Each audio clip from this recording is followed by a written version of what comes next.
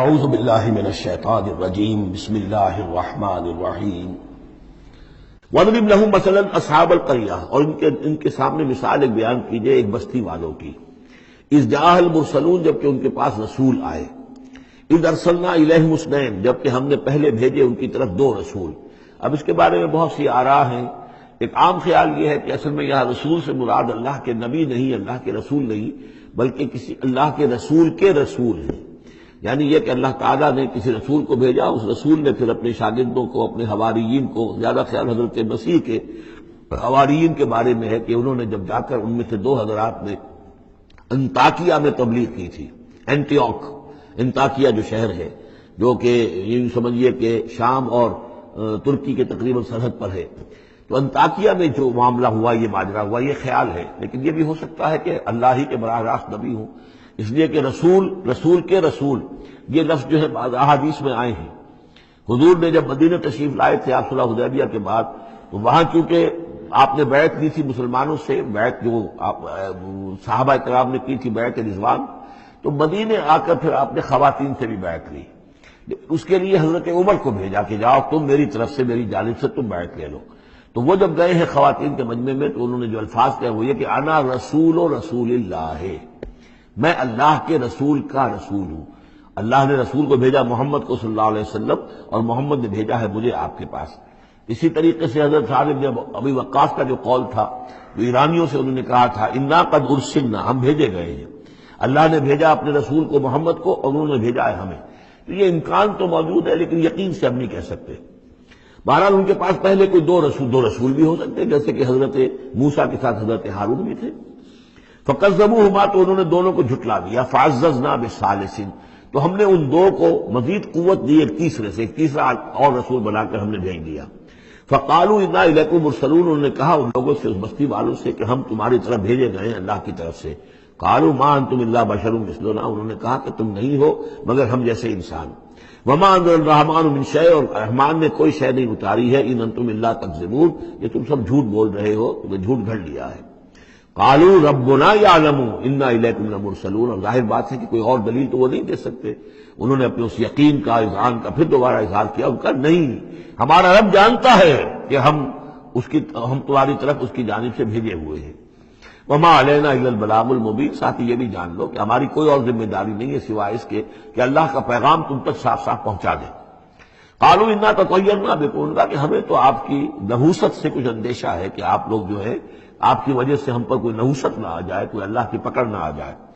انا تطیرنا بکم لئن لم تنتہوا، اگر تم لوگ باز نہ آئے جو بھی تم دعوت دے رہے ہو، لنرجمنکم، تو ہم تمہیں سنسار کر دیں گے.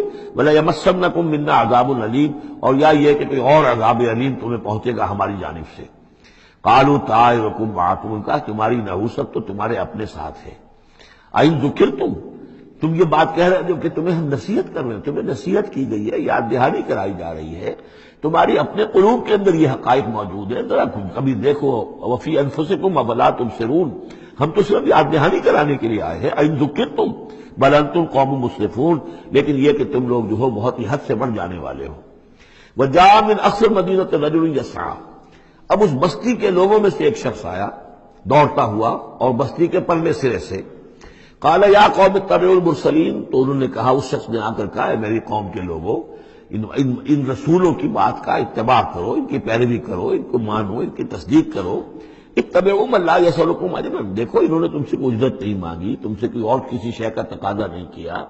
پیروی کرو ان کی جو تم سے کسی اجر یا اجرت کے طالب نہیں. وہم مہتدون، اور دیکھو ان کی سیرتیں، دیکھو ان کے کردار، دیکھو یہ لوگ جو ہے ہدایت یافتہ ہیں، ان کی شخصیتیں، ان کی سیرتیں.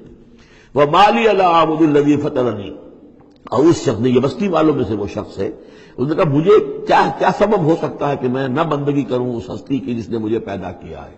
یہی تو دعوت لے کر آئے ہیں کہ خدا واحد کی بندگی کروں، تو کیا رکاوٹ ہے؟ مالیا، کیا سبب ہو سکتا ہے لاحق مجھے کہ میں نہ پوجوں اور نہ پرستش کروں اس کی کہ جس نے مجھے پیدا کیا. وَإِلَيْهِ تُرْجَعُونَ، اور اسی کی طرف تمہیں لوٹا دیا جائے گا. أَتَّخِذُ مِن دُونِهِ آلِهَةً، کیا میں اس کے سوا کچھ معبودوں کو مانوں، کچھ گاڈز اینڈ گاڈیسز کا اقرار کروں. ان یریدن الرحمن بدر لا تغن عنی شفاعتهم شیئا، اگر رحمان میرے بارے میں کوئی فیصلہ کر لے مجھے کوئی ضرر پہنچانے کا، نقصان پہنچانے کا، تو ان کی سفارش مجھے کچھ نہیں بچا سکتی اللہ کی اس پکڑ سے، اور اللہ کی طرف سے اللہ کی جو بھی فیصلہ ہو جائے گا اس سے، ولا ينقذون، نہ وہ مجھے چھڑا سکیں گے۔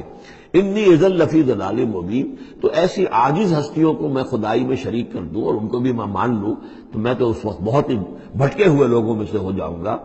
یہ بات جب انہوں نے کہی انی آمنت بربکم فاسمعون، دیکھو سن لو میں تو ایمان لایا تمہارے رب پر، یعنی جن کی طرف بلانے کے لیے یہ تینوں رسول اللہ نے بھیجے ہیں، یہ اللہ کے رسول کی طرف سے جو 3 پیغامبر ایلچی آئے ہیں توحید کی دعوت دینے کے لیے، تم مانو نہ مانو سن لو میں ایمان لایا، انی آمنت بربکم فاسمعون۔ اس سے معلوم ہوتا ہے کہ اتنا غصہ چڑھا، رسول تو باہر سے آئے تھے، ان پر تو اتنی زیادہ ان کو کوئی بہت زیادہ جو ہے غصہ نہیں آیا تھا، اپنے میں سے جب ایک آدمی جب اس نے تصدیق کی ہے تو ان کا غصہ جو ہے وہ ایسا ہوا کہ وہ اس کو ضبط نہیں کر سکے، قیل ادخل الجنہ، یعنی انہوں نے فوراً اسے قتل کر دیا۔ اور جب قتل ہو جاتا ہے تو اللہ کی راہ میں، تو چونکہ جو مقتول ہے اللہ کی راہ میں جس کو ہم شہید کہتے ہیں، اس کے لیے انتظار نہیں ہے یوم حشر کا، بلکہ وہ سیدھا جنت میں اسی وقت جاتا ہے۔ قیل ادخل الجنہ، کہہ دیا گیا داخل ہو جاؤ جنت میں۔ قال یا لیت قومی یعلمون بما غفر لی ربی وجعلنی من المکرمین، اس نے کہا کاش کہ میری قوم کو معلوم ہوتا کہ میرے رب نے کیسی میری مغفرت فرمائی ہے اور مجھے کیا میرا اعزاز و اکرام ہوا ہے جنت کے اندر، وجعلنی من المکرمین، مجھے تو باعزت لوگوں میں شامل کر دیا اللہ نے۔ تو چنانچہ اس کا تو نقشہ آپ خود جو ہے اس کو ویژولائز کیجئے کہ جو بھی وہ شخص تھا اس کی کوئی بیوی ہوگی وہ رو رہی ہوگی، اس کے بچے ہوں گے وہ رو رہے ہوں گے، اس کے ماں باپ اگر تھے تو وہ جو ہے ان کو غشی طاری ہو رہی ہوگی کہ ہمارا بیٹا جو ہے اس طرح ہلاک کر دیا گیا۔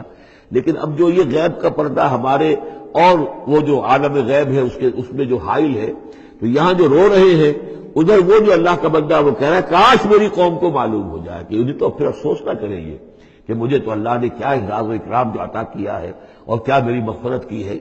قیل ادخل الجنہ قال یا لیت قومی یعلمون بما غفر لی ربی وجعلنی من المکرمین وما انزلنا علی قومہ من بعدہ من جند من السماء، اور پھر ہم نے نہیں نازل کیا اس کی قوم پر اس کے بعد کوئی لشکر آسمان سے، وما کنا منزلین، اور ہمیں کوئی فوج اتارنے کی ضرورت نہیں ہوا کرتی، ان کانت الا صیحۃ واحدۃ فاذا هم خامدون، وہ تو بس صرف ایک چیخ تھی، ایک چنگھاڑ تھی، ایک بڑی آواز تھی، اور اس کا نتیجہ یہ نکلا کہ وہ سب کے سب بجھ کر رہ گئے، جیسے آگ بھڑک رہی ہو اور ایک دم بجھ جائے، ختم ہو گئے۔